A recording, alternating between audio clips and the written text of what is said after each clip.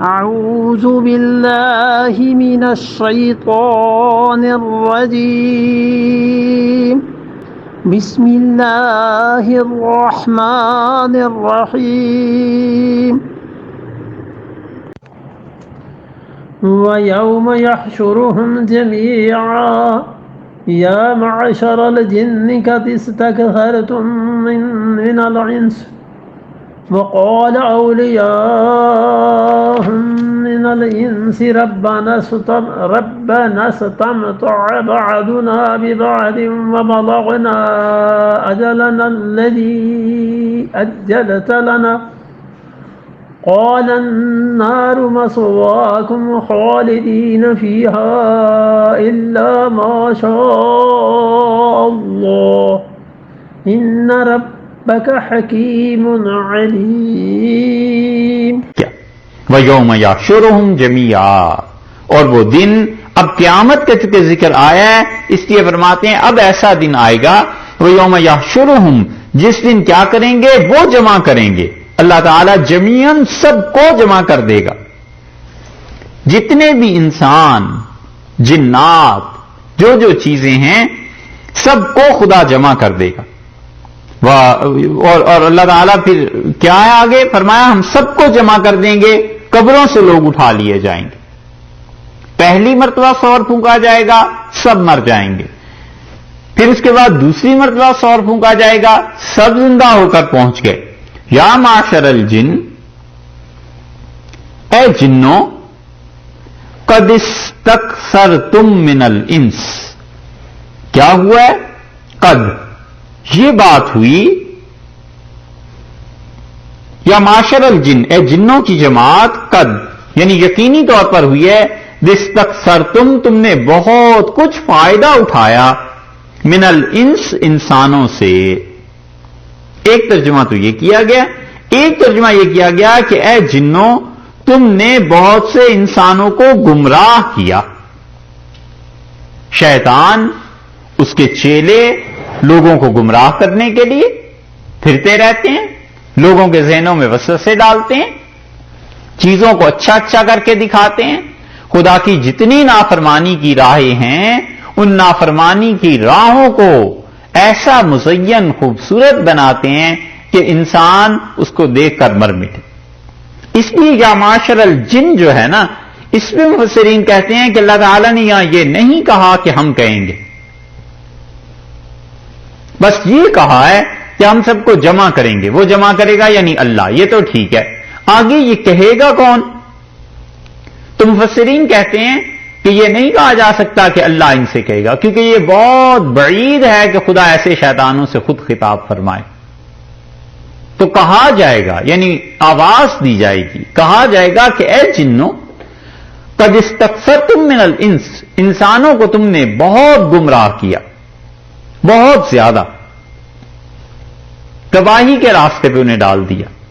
عبادت اور پرستش اپنی تم کرواتے رہے. وقال اولیاؤہم، اور بولیں گے من الانس، انسانوں میں سے جو ان کے اولیاؤہم دوست تھے وہ بھی بولیں گے. ایک طرف آواز دی جا رہی ہے، دوسری طرف سے انہوں نے کہا، انسانوں نے.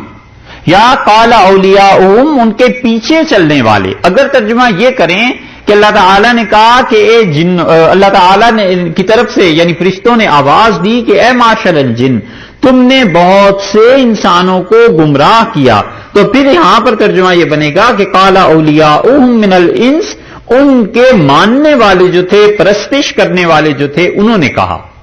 اور اگر ترجمہ یہ کریں کہ قد استکثرتم من الانس، تم نے بہت سے انسانوں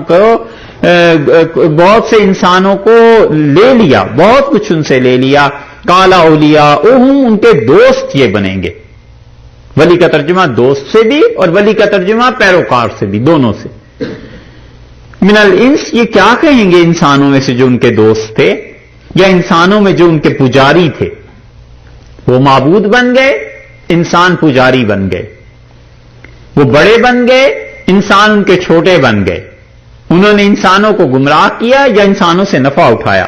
کہیں گے ربنا استمتع، اے پروردگار، یہ انسان بول رہے ہیں، کہتے ہیں اے ہمارے پروردگار، نستمتع بعضنا ببعض، ہم نے دونوں نے اے پروردگار ایک دوسرے سے اپنے کام نکلوائے، فائدہ اٹھایا، یہ خدا بنے رہے اور دعویٰ کرتے رہے خدائی کا، اور ہم ان کے پجاری بنے رہے، ہم ان کے پرستار بنے رہے۔ علیہ باللہ شیطان کسی جگہ پہ پہنچ کے بول پڑا، کسی بت میں جا کے اس نے کوئی ایسی آواز پیدا کر دی، سامری اس کے ہاں ایسی چیزیں ہو گئی تھیں۔ یہ ساری صورتیں کہ انسانوں نے پرستش کی، جنات کی اتنی پرستش کی کہ قرآن پاک میں ہی دوسری جگہ پر آیا ہے کہ یہ جب کسی وادی میں انسان پہنچتے تھے عرب سفر کرتے ہوئے تو وہاں جا کر کہتا تھا کہ اس وادی کا جو جن ہے میں اس کی پناہ مانگتا ہوں۔ ایسی حرکتیں، اور جن کیسے فائدہ اٹھاتے رہے، جن خوش ہوتے رہے۔ انہوں نے کہا بالکل ٹھیک ہے، ہم تمہارے ہی خدا ہیں۔ جن نے مکان نہیں بننے دیا، پتھر پھینک جاتے تھے، کوئی اور چیزیں کرتے تھے، اور انہوں نے اس جن کو دفع کرنے کے لیے ذبح کیا تاکہ اس کی بھینٹ چڑھا دیں۔ توپیں چلتی تھی بادشاہوں کے یہاں، اور جنات ان توپوں کو پھیر دیتے تھے، ہٹا دیتے تھے، اور انہوں نے ان توپوں کو ٹھیک کرنے کے لیے ذبح کرنا شروع کر دیا جانوروں کو، جنات شیاطین کے نام پہ۔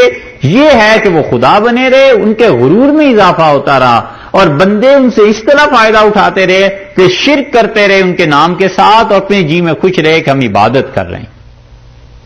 اسی لیے عالمگیری میں لکھا ہے کہ کسی انسان نے اپنے گھر کی بنیاد رکھی، اور بنیاد میں اس نقطۂ نظر سے اس نے جانور کو ذبح کیا کہ جنات جو ہیں وہ مداخلت نہ کریں، اور جنات سے آفت میں امن میں رہوں، اور جنات کی آفتیں نہ آئیں۔ تو کہتے ہیں یہ کرنے میں اس نے شرک کا ارتکاب کیا۔ جانور اللہ کے لیے ذبح کرنا تھا، اس نے یہ اس بت، اس جانور، اس جن کے نام پہ بھینٹ چڑھا دی۔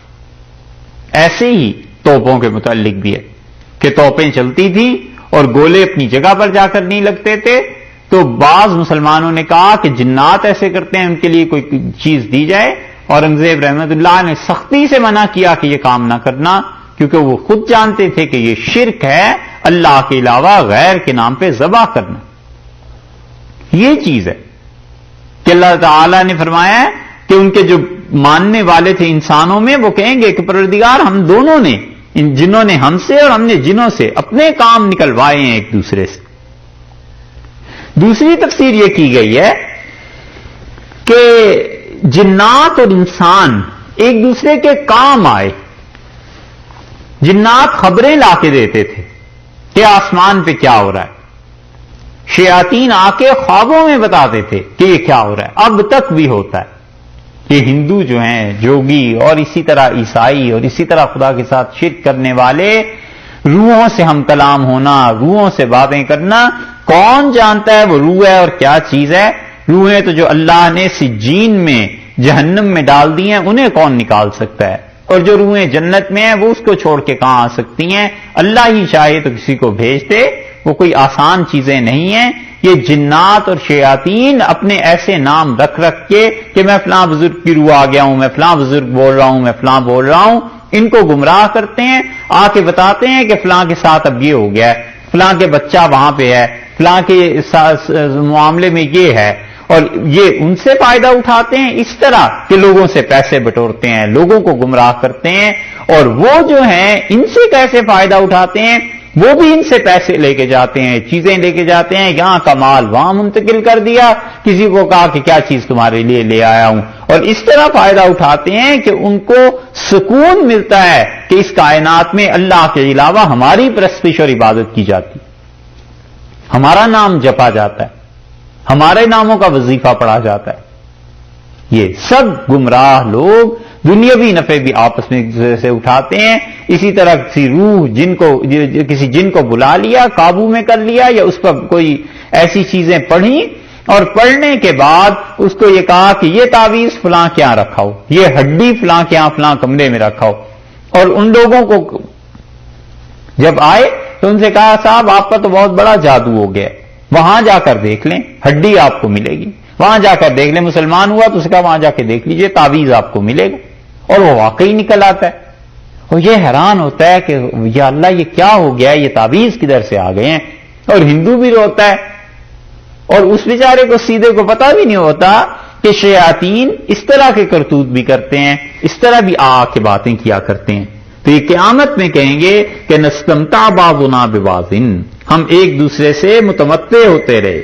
انسان بت پوجتے ہیں یہاں دنیا میں، اور پھر حقیقت ان کا خیال یہ ہوتا ہے کہ یہ ہماری حاجات کو، مصیبتوں کو ٹال دیں گے، پھر ان کی نیازیں چڑھاتے ہیں، نظریں دیتے ہیں. آخرت میں یہ سارے جن اور انسان برابر کے پکڑے جائیں گے. اب یہ عذر کرتے ہیں کہ ہم نے پوجا نہیں کی، ہم نے نہیں پکارا، آپس میں جو بھی کاروائی. تو اللہ تعالی نے فرمایا کہ یہ سب کے سب پھر کیا ہوگا. دوسری بات کہی انہوں نے، وَبَلَغْنَا، اور اللہ ہم پہنچے، اجلنا، اپنے وعدے کو، جو مدت تو نے متعین کر دی تھی موت کی. یہی ہے کہ مدت جو تو نے متعین کر دی تھی آج کے دن تک کے لیے، الذی اجلت لنا، جو تو نے ہمارے لیے اللہ مقرر کر دی تھی، ٹھہرا دیا تھا، ہم اس تک بس اب پہنچ گئے. موت آ گئی اور ہم انہی کرتوتوں میں مبتلا تھے. اسی لیے کہتے ہیں یہ جو جنات کا، عملیات کا، ان چیزوں کا کام کرتے ہیں، علیاذ باللہ، ان کی موت بھی کبھی کبھی ٹھیک نہیں ہوتی. ایک تو یہ ہے کہ کوئی ان چیزوں میں اس لیے پڑے کہ مسلمانوں کا فائدہ ہو جائے، لوگ گمراہی سے بچیں، شرک کے کسی کام میں نہ پڑ جائیں. ایک تو یہ ہے، یہ نیک نیتی اور صحیح نیت سے کرنا کوئی حرج نہیں، بلکہ ثواب بھی ہے. اور ایک یہ ہے کہ ایسے جادو ٹونے ٹوٹکے کر کے ان جنات کو اپنا تابع بنا لے اور اس کے ذریعے سے لوگوں کو گمراہ کرے.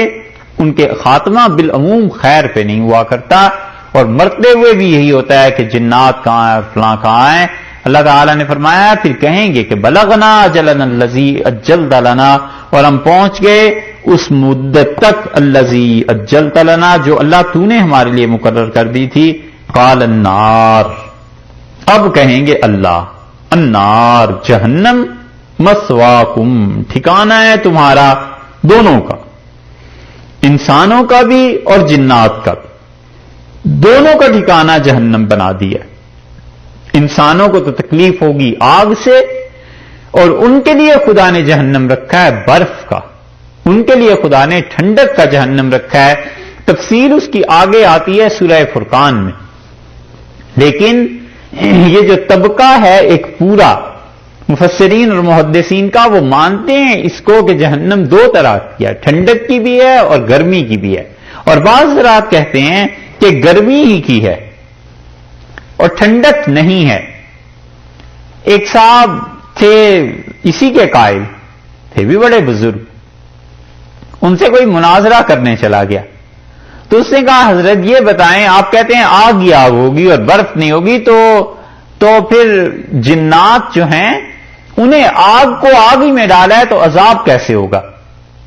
انہوں نے بہت دلائل دیے، سمجھایا، وہ نہیں مانا. وہ جو دلیل دیتے تھے آگے سے اڑ جاتا تھا بھی چھوٹا. تو انہوں نے کہا پھر میں سمجھاؤں تمہیں. ان کا ہاں سمجھائیے، اسی لیے تو آیا ہوں. تو انہوں نے ایک مٹی کا پتھر ڈھیلا اٹھایا اور زور سے دے مارا. کہنے کہ تکلیف ہوئی؟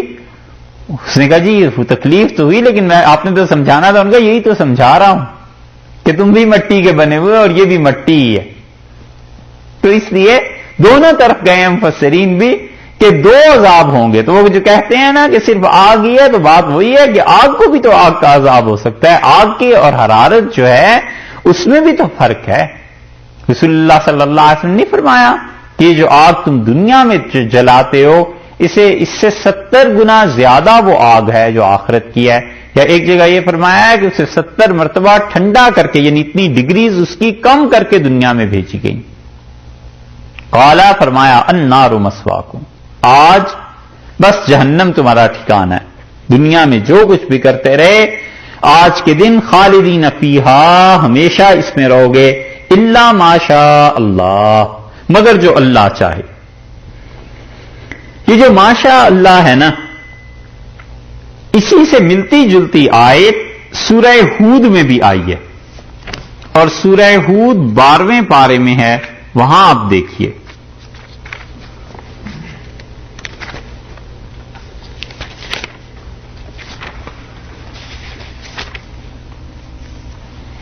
بارہواں پارہ سورہ ہود ہے اور آیت نمبر ہے اس کی 105.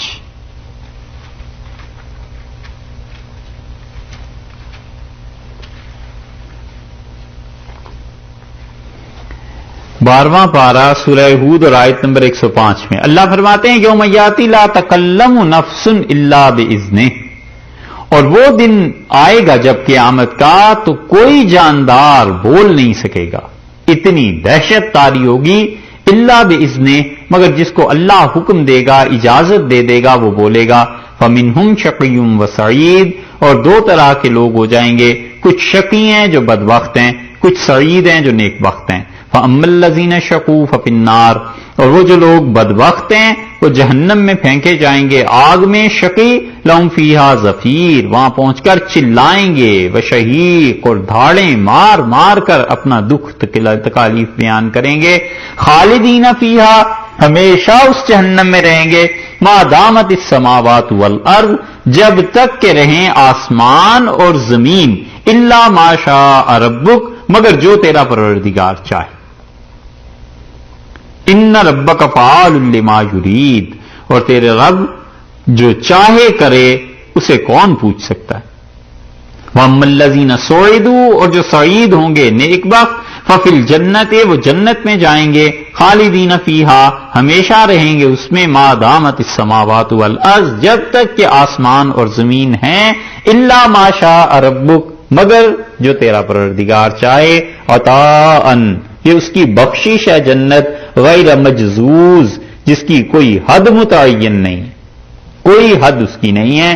یہ ٹھیک ایسی ہی آیت یہاں بھی آئی ہے، اور اللہ نے فرمایا ہے کہ خالدین فیہا، یہ لوگ جہنم میں رہیں گے، الا ما شاء اللہ، مگر جس کو اللہ چاہے۔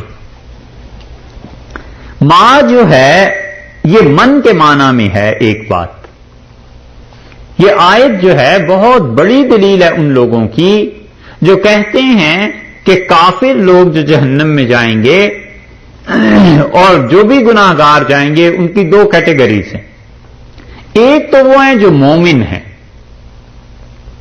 اور مومن انسان کو جہنم میں جو ڈالا جائے گا اس کے کبائر کی وجہ سے، گناہوں کی وجہ سے، تو رسول اللہ صلی اللہ علیہ وسلم نے فرمایا جہنم اس پہ ایسے گزر جائے گی جیسے نیند کی کیفیت ہے۔ صحیح مسلم کی روایت میں یہ لفظ آئے کہ جیسے آدمی پہ نیند ایک طرح طاری ہو جاتی ہے، جہنم میں جائے گا، ایسی کیفیت اس پہ طاری ہو جائے گی حتیٰ کہ وہ پاک ہو جائے گا، اسے نکال کر باہر لے آئیں گے اور ایک جگہ پر ڈال دیں گے، کوئلے ہو جائیں گے یہ لوگ، اور وہاں پر ایک زندگی کا دریا ہے۔ رسول اللہ صلی اللہ علیہ وسلم دوسری روایت میں فرمایا کہ ان پہ وہاں سے پانی چھڑکا جائے گا اور یہ اس طرح اٹھ کھڑے ہوں گے جیسے زمین سے فصل اگ جاتی ہے جب پانی زمین کو پہنچتا ہے، فرمایا اس طرح سے ہو جائے گا۔ ایک تو چیز یہ ہے، اس پہ تو سب متفق ہیں، کسی کا اختلاف نہیں۔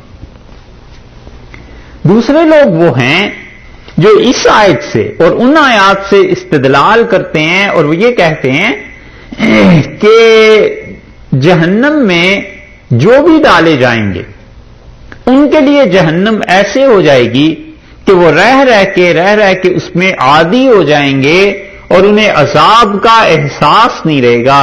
باہر سے دیکھنے والا دیکھے گا کہ انہیں عذاب ہو رہا ہے، لیکن حقیقت میں ان پہ عذاب نہیں، بس وہ عادی ہو جائیں گے۔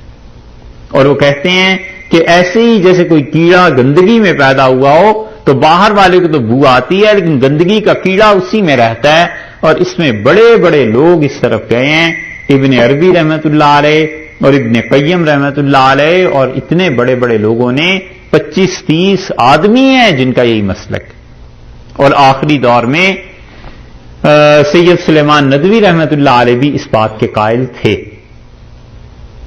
اور انہوں نے اسے چھاپ بھی دیا۔ جب ان کی تحریر یہ چھپی ہوئی ساری چیزیں ہندوستان میں عام ہوئیں تو حضرت نے جو کچھ لکھا تھا اپنے پاس سے تو لکھا نہیں تھا، انہوں نے بڑے بڑے لوگوں کے حوالے دیے تھے کہ وہ سب اس بات کے قائل تھے۔ یہ چیز وہاں تھانوی رحمت اللہ علیہ کے پاس بھی آئی، تو سید صاحب نے جب بیعت کی درخواست کی تو حضرت نے جو شرطیں ان پہ لگائی تھیں ان میں سے ایک چیز یہ بھی تھی کہ حضرت نے فرمایا میں اسے گمراہی سمجھتا ہوں اور یہ اہل سنت کا قول نہیں ہے، تو اس سے تم رجوع کرو۔ تو انہوں نے رجوع کیا اور حضرت نے کہا اسے لکھ کے چھاپ کے بتاؤ، تو انہوں نے اخباروں میں دیا، چھاپا کہ یہ میری رائے تھی اس بنیاد پہ، اور میں سمجھتا ہوں یہ غلط بات ہے اور یہ گمراہی کی چیز ہے اور میں اس سے رجوع کرتا ہوں۔ اور پھر حضرت تھانوی رحمت اللہ علیہ تو خیر بڑا تعلق ہو گیا تھا ان حضرات کا، سید صاحب بعد میں بھی کہتے تھے سید سلیمان ندوی رحمۃ اللہ علیہ کہتے تھے کہ کاش کوئی آدمی مل جائے جو میری کتابوں کو پڑھے اور ان پہ تنقید کرے، اگر کوئی گمراہی کی چیز ہے تو میں اس سے رجوع کر۔ فرماتے تھے اپنی حد تک تو دیکھ چکا ہوں، اب کوئی اور آدمی بھی دیکھ لے اسے تو بڑا اطمینان ہو جائے۔ اتنا زیادہ اللہ کے ساتھ تعلق تھا کہ اپنی تحریر سے رجوع کرنا، اپنی بات سے پھرنا کہ ٹھیک ہے فتویٰ تبدیل ہو گیا، بالکل کوئی آر نہیں محسوس کرتے تھے۔ یہ رہ گئی یہ بات، یہ بحث تو در حقیقت سورہ ہود میں ہی مفسرین کرتے ہیں، یہاں پر وہ کچھ نہیں عام طور پہ لکھتے، بس وہیں پہنچ کے سارے بیانات کر دیتے ہیں۔ وہاں پہ وقت ہوا تو انشاءاللہ بات کریں گے۔ فی الحال تو اتنی سی بات ہے کہ قال النار مسواکم، اللہ نے فرمایا کہ جہنم تمہارا ٹھکانہ ہے، خالدین فیہا، اس میں رہو، الا ما شاء اللہ، سوائے اس کے جس کو اللہ چاہے، یعنی جس آدمی نے جنات سے فائدہ اٹھایا اور جنات نے اس سے نفع اٹھایا، اور یہ نفع اٹھانا شرک کی حد تک نہیں پہنچا تھا، صرف گناہوں کی حد تک تھا، تو الا ماشاء اللہ، اللہ جس کو چاہے گا نکال لے گا، تو ایمان والے لوگ نکل جائیں گے اپنے اس کبیرہ گناہ کی سزا کو بھگتنے کے بعد، اور باقی وہی رہ جائیں گے جنہوں نے ان جنات کے ساتھ مل کے شرک کیا تھا۔ سمجھ میں آئے؟ ٹھیک ہے، بس اتنا آسان مختصر سا بیان یہاں کا ہے کہ اللہ تعالیٰ نے الا ماشاء اللہ، مگر وہ جس کو اللہ چاہے، تو اللہ تعالیٰ کا چاہنا وہ ان کے لیے ہے جن لوگوں پر اللہ تعالیٰ فضل فرمائے گا، موقوف اس پہ ہے، اور وہ فضل یہ ہے کہ انہوں نے بس کبیرہ گناہوں تک رکھی ہے بات، ایک دوسرے کی پرستش اور عبادت نہیں کرتے۔ شاہ عبد القادر صاحب رحمۃ اللہ علیہ نے یہاں جو حاشیہ لکھا ہے، حضرت نے اس کی ایک اور توجیہ کی ہے، وہ دوسری رائے بھی سن لیجئے۔ حضرت فرماتے ہیں کہ جن اور انسان جب پکڑے ہوئے آئیں گے تو اس کے بعد ارشاد فرماتے ہیں کہ یوں عذر کریں گے کہ ہم نے پوجا نہیں لیکن آپس میں کاروائی کر لی، اور یہ جو فرمایا کہ آگ میں رہا کریں، اصل تو جہاں سے شروع ہوتا ہے، یہ جو فرمایا کہ آگ میں رہا کریں مگر جو چاہے اللہ، اس واسطے کہ اگر عذاب دوزخ دائم ہے تو اس کے چاہنے سے ہے، یعنی عذاب جو ہمیشہ ہمیشہ مل رہا ہے جہنم میں کسی کافر کو تو اللہ ہی کے چاہنے سے ہے نا۔ اللہ نہ چاہتا تو جہنم خود اٹ سیلف کیا چیز تھی، کوئی نہیں جلاتی، آگ بھی اللہ ہی کے اختیار میں ہے، وہ چاہے تو موقوف کرے، یعنی اللہ چاہے تو جہنم سے آگ سے تپش چھین لے، اللہ تعالیٰ نہ جلائے۔ آگے حضرت کہتے ہیں لیکن ایک چیز چاہ چکا، یعنی اللہ نے پہلے ہی سے یہ فیصلہ کر دیا کہ جہنم ملے گی کافروں کو، بس جو اللہ نے چاہا ہے وہ ہو کر رہے گا۔ الا ما شاء اللہ، مطلب یہ کہ جو اللہ نے چاہا، اور اللہ نے چاہا کیا، وہی کہ النار مثواکم، جہنم تمہارا ٹھکانہ۔ حضرت نے اس آیت سے ہی اس آیت کا جواب دے دیا، یہ شاہ صاحب رحمۃ اللہ علیہ کا حاشیہ ہے۔ ان ربک حکیم علیم، اور تیرا پروردگار بڑی حکمت والا ہے، ان سب چیزوں میں حکمتیں ہیں، یہ اس نے امتحان رکھے ہیں، ان امتحانوں کو کون پاس کرتا ہے؟ علیم، اور اللہ علم والا ہے، اسے پتا ہے کہ انجام کار کیا ہونا ہے۔